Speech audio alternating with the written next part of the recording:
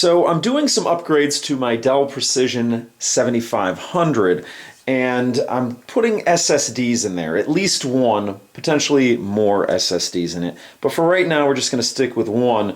And I like to have things as tidy as possible inside of the machine.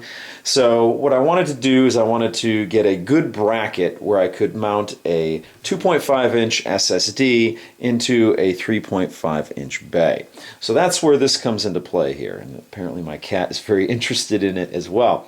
This is the Sabrent, might be pronouncing that incorrectly, 2.5-inch SSD and SATA hard drive to desktop 3.5-inch bay bracket.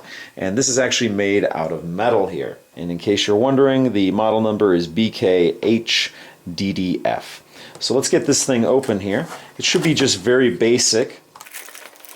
We have the caddy here, and it is a all metal construction, as you can hear there. Now, I did have a couple of drive converters that I tried to put in there and it just didn't work out.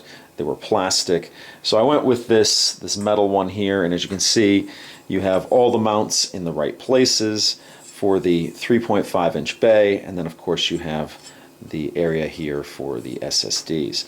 Now, it looks like you can stack the SSDs here, so it looks like you could actually put 2 SSDs on here, but for the time being, I'm only going to use one. Now, I don't know for sure if it will accommodate 2, but it does look that way, as you can see here.